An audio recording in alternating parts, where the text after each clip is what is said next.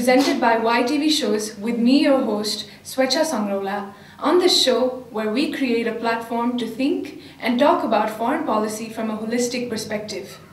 Foreign policy is that show where we as individuals can create a voice and cause an impact on the decisions that affect us and the world. On today's episode, we discuss the journey of Nepalese foreign policy, its strengths and its weaknesses. We as a country have held the ideals of democracy, peace, prosperity, sovereignty, independence and integrity at the heart of our foreign policy. Turn the pages of the Interim Constitution of Nepal 2007 and under Article 35, you can see it written that Nepal as a state shall pursue the foreign policy based on the United Nations Charter, non-alignment, principles of Panchashil, international law and norms of world peace. Let me take this opportunity to introduce you to our guest for today, Dr. Khadga Kesi, Associate Professor at Tribhuvan University and Coordinator at the Masters in International Relations and Diplomacy program. Welcome to the show, sir. Thank you. Before beginning with our subject matter, I would like you to tell us briefly about yourself and the Masters in International Relations and Diplomacy program. It sounds very new to me. Can you tell me briefly about that? Well, as you introduced myself, I'm an Associate Professor at Central Department of Political Science, Kirtipur, TU, and I did my PhD from Japan. And recently, University has assigned me as a coordinator of the recently introduced program, International Relations and Diplomacy. And this is the first ever program TU has launched so far in this country, and not only within the TU, even other private schools, universities around this country has not yet introduced this program. So which is quite needed for the development and production of human resources needed for the country's foreign policy. So we have just started about a couple of months ago. And in 2014? Yeah, 14 February, and the classes are running well. And there are so many former diplomats for my masters, and then foreign ambassadors. They are involving as a faculty, and some young faculties are also there. So we are trying our level best to make it quite like sellable graduates in future. Would it be right to say that before this course was launched, there wasn't enough specialized area of study with regard to international relation and diplomacy? Why was the need felt for this separate program? Well, so far we don't have this program, such program in any other university. Yeah, any other university in the country, and of course with TU. TU is a state-funded and one of the largest higher education institution, which has almost 90+% of country's human resources producing by TU. So it has been realized right from maybe 1970s of a separate discipline, separate department of IR, but things have not gone positively, or maybe there might be so many other hindrances, so that university authority and academician and those who involved in the political science areas, they were trying to introduce this program as a separate discipline. However, it could not because of some multiple other reasons. But last couple of years, Central Department of Political Science, Kirtipur, TU, has initiate this program and develop the course and then approved by the university, because we are the small state between the large two giant neighbors, and our main strength of foreign existence, the survival, can also be promoted through very competent diplomat and foreign policy expert to make balance between the neighbors and as well as the international community, so that it is quite needed right from the second 1950s to produce graduate in IR, but eventually it has been done a couple of months ago. So it was needed quite earlier, but it could not be materialized. But at the last, eventually it has been started. So that I think is quite good initiative. Before beginning the interaction program, I would like to extend best wishes to your program on behalf of the TV. Very well said that we need more graduates in this field. Yeah. The theme for the program today is a matter of your specialization. You're specialized in international diplomacy and general aspects of foreign policy, I would like to ask you a question about how the journey of Nepalese foreign policy has been so far. Do you see it going in the right path? Is it headed the right way? Well, thank you for your good wishes to our programs, and we'll try our level best to make it productive courses in future. Well, the journey of foreign policy in this country is quite long, and because the country, our country is, we do always feel pride that we never colonized, and that decolonization, the countries which were decolonized by the foreign colonial power, European colonial power, right from the 18th century in Latin America to Asia in 19th, 20th century, the history of foreign policy of those part of the world and ours is quite different. So that journey is quite long. We have come across, and from our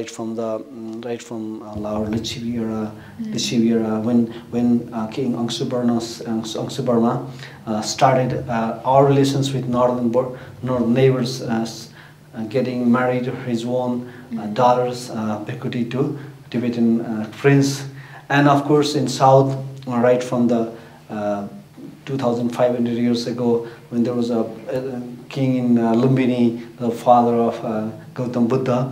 So we do have a very long history. This country is one of the oldest civilization, and is a nation state. Of course, there might be some discourse. The history of nation state building of this country is quite short, but at least as a country. And when you do have a country that has always a foreign policy, so it might be quite like ups and downs is there during the Lichivi Kal, and even before Kiranat Kal and Malla Kal. Of course, during the Malla Kal, our foreign policies, Malla kings were trying to keep balanced relations with the British East Indian authority in Delhi or Calcutta to keep maintain aggression from the Gurkhali kings.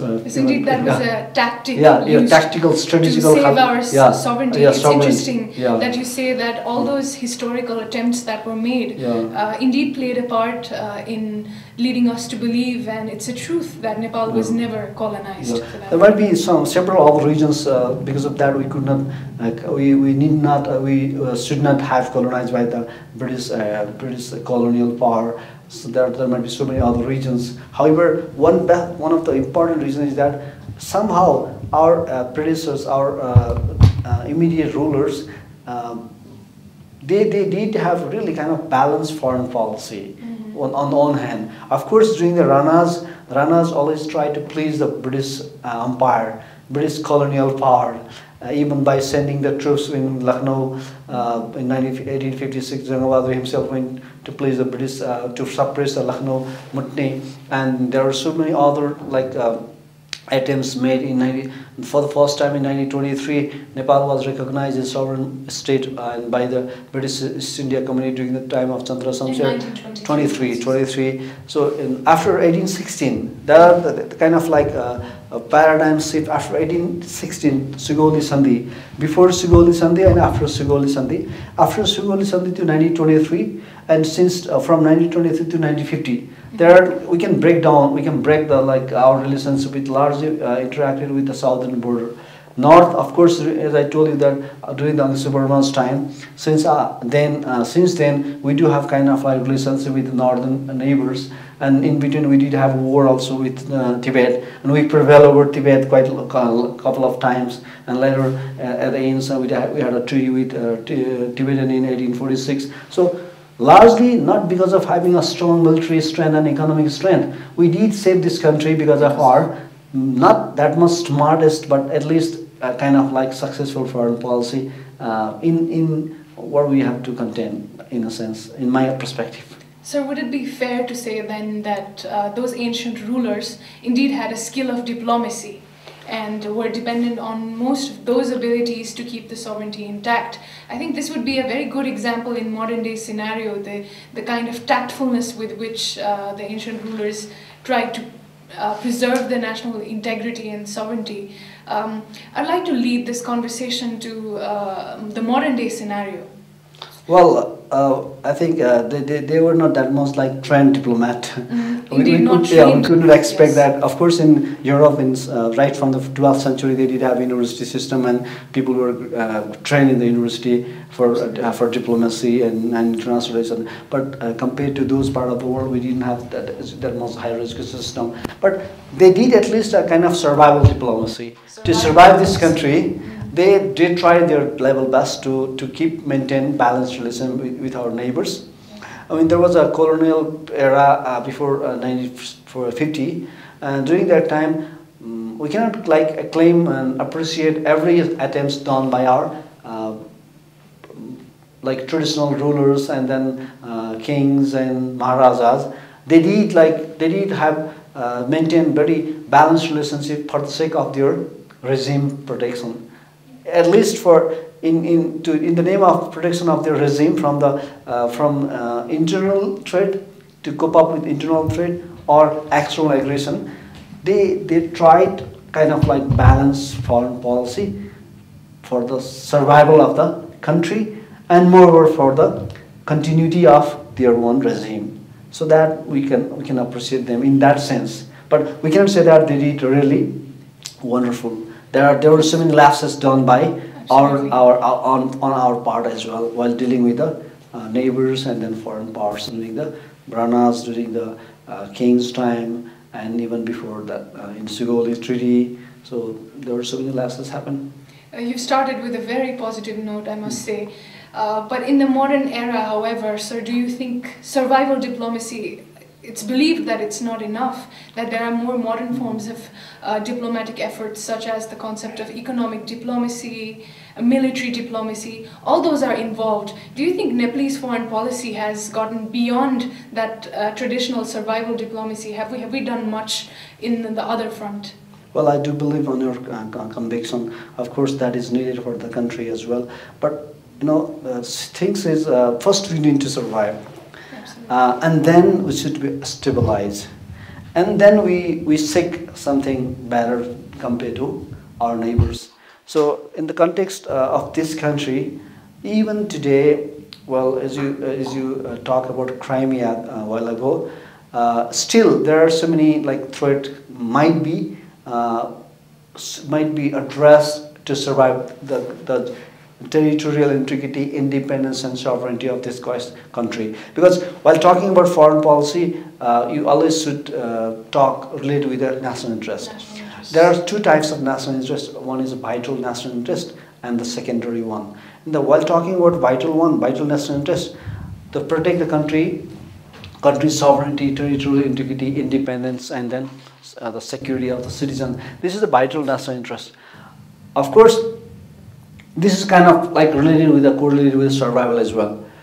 And so far as you talk about economic diplomacy and all other modern discourses, that might be in the secondary one.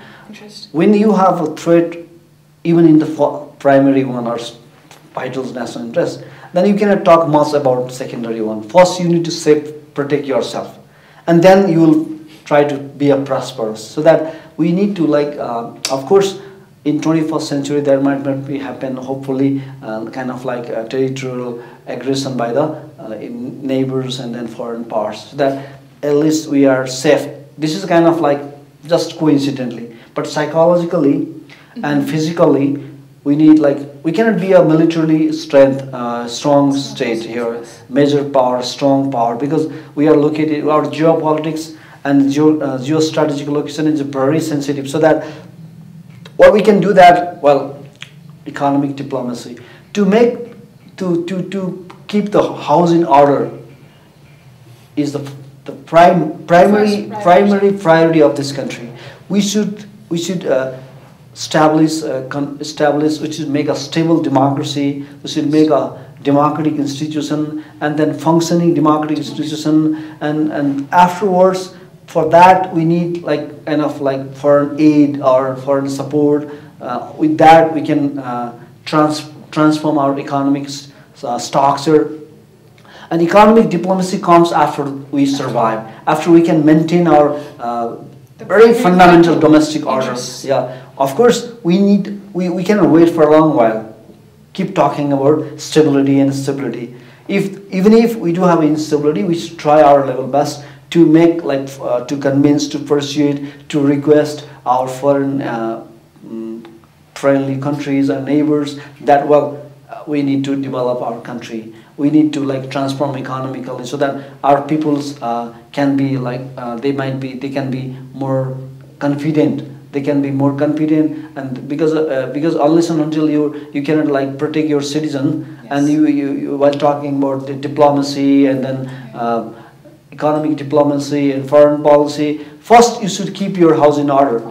Because foreign policy is the extension of domestic policy. Absolutely, I'd like to quote at this point what Hubert Humphrey said. Foreign policy is just domestic policy with a hat on. So unless and until you cannot keep house in order, yes. Then you cannot talk about beyond that. So first and foremost things we should keep house in order. That message can also interchangeably promote our national interest beyond the territory. So I think this might be correlated.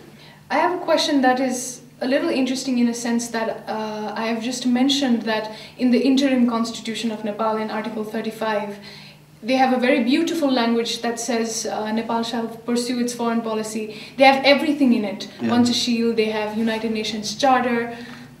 So it seems like in document we've decided to comply our foreign policy with the most international, the most basic of international human rights notions, international law. However, in actions, our foreign policy has been termed as having a crisis of credibility, that we have not earned that somehow. What is your take on that, sir? Well, that is absolutely right as well. Of course, we need to, as I told you before as well, we need to keep the house in order first. And democracy, for example, small country in Africa, if they do have kind of special mineral, and with the name of that mineral, their identity has been. We need to develop our own identity. Of course, we often say that this is the country of Sagarmatha and this is the country of Lord Buddha. That doesn't pay for a long while. Of course, even if we are we are encountering challenges that is some people around the world that are saying that Buddha was born in India. We even cannot disseminate that simple information as well. So that what we have to do right away that first Nepal is a democratic country. Nepal is a stable, rule of law is there, and they do have a industrial capacity, they do have economic prosperity.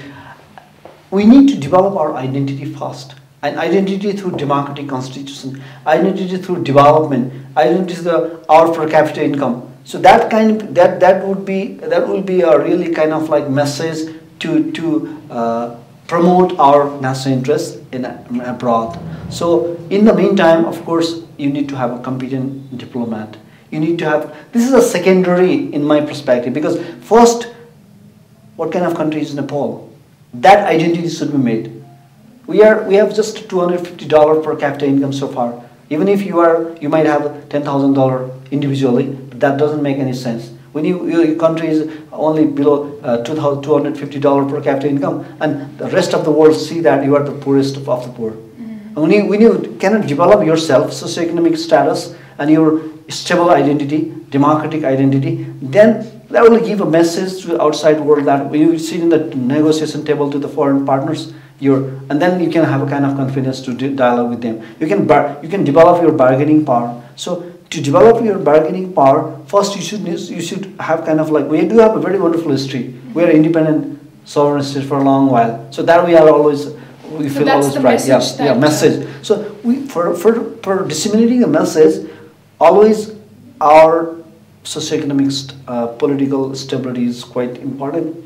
Then we need to have a consensus for approach or document in foreign policy. So far, we don't have that. Every political party, even the individual leaders of political party, they do have different foreign policy kind of Some of them are pro-Chinese, some of them are called as a pro-Indian, some of them might be a pro-American. So how can you say that one with another they do differ? Whenever somebody will become foreign minister and prime minister, they deal with a particular, for example, even for the pre-Tibet, even for some other so many issues, they do have lopsided ideas, and then that reflected in our foreign policy. That is really kind of like a frustrating situation. So to come back to relieve or to restore or to develop from this like adverse situation, first we need to give a message that Nepal has a democratic constitution, is a democratic country, and we are developing economically,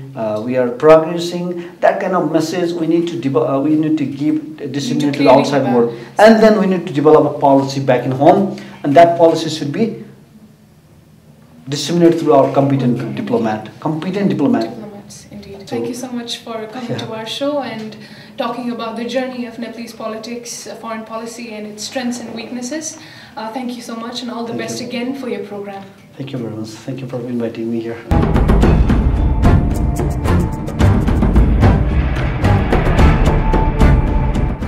On today's episode, we have discussed how Nepalese foreign policy is constantly evolving and wanting to rid itself of the crisis of credibility. The question is, are common people relating to foreign policy? Are we using the tool of diplomacy to its fullest? Are we a potential international actor that will be taken seriously? These are the questions that need to be answered today for a better tomorrow. Thank you for watching us. We will be back next Saturday, 7:30 in the morning. Until then, have a great week. Namaste.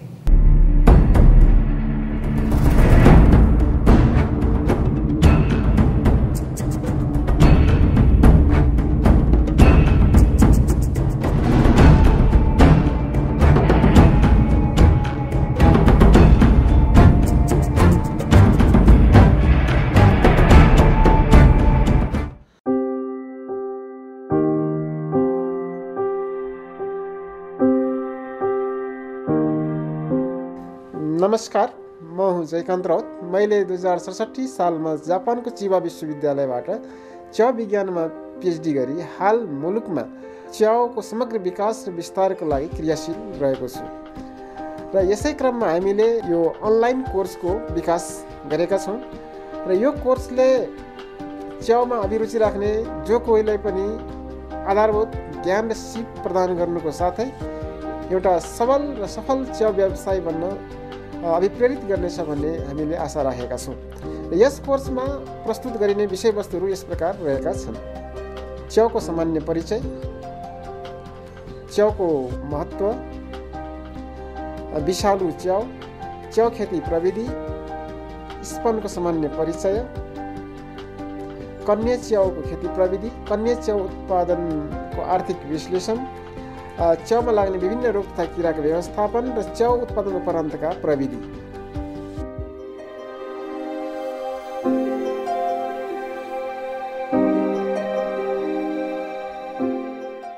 सजिलोसिप.org मा यहाँहरू सबैलाई स्वागत छ। नेपालबाट अहिले रोजगारीको खोजीमा विदेशिनीको सङ्ख्यालाई हेर्ने हो भने दैनिक करिब 1200 देखि 1300 छ र नेपालमै अल्प रोजगार र बेरोजगारको तथ्याङ्कलाई केलाउँदाखेरि 46% भन्दा बेसी देखिन्छ। यो सबै समस्याहरूको पछाडि हेर्ने हो भने एउटा प्रमुख समस्याको रूपमा देखिन्छ यी व्यक्तिहरूमा सिपको कमी, र त्यो सिप चाहिँ उहाँहरूलाई कसरी प्रदान गर्ने भन्ने हामी नेपालमा भएका युवाहरूको एउटा मुख्य समस्याका रूपमा रहेको छ। र यही समस्यालाई समाधान गर्नका लागि एउटा सानो प्रयासका रूपमा हामीले सजिलोसिप.org भन्ने प्लेटफर्मलाई चाहिँ अगाडि ल्याएका छौँ। यस प्लेटफर्मले विभिन्न सिपमूलक तालिमहरू युवाहरूका लागि प्रदान गर्नेछ, जसका माध्यमबाट युवाहरू जसलाई चाहिँ सिपको खाँचो छ उहाँहरूले चाहिँ विभिन्न सिपहरू सिक्न सक्नुहुनेछ। जस्तो उदाहरणका लागि हामीले चाँडै नै सुरु गर्न गइरहेको आधारभूत च्याउ खेती, त्यस्तै गरी माइक्रोसफ्ट अफिस प्याकेजका विभिन्न प्रोडक्टहरू जस्तै Microsoft Word, Excel, PowerPoint कसरी चलाउने भन्ने कुराहरू, यस्ता कुराहरू चाहिँ हामीले यस प्लेटफर्म मार्फत प्रदान गर्न खोजिरहेका छौँ। यो प्लेटफर्म चलाउन एकदमै सजिलो छ। साइन अप गर्ने, कोर्स खोज्ने, मन लागेको कोर्स छान्ने अनि पढ्न सुरु गर्ने।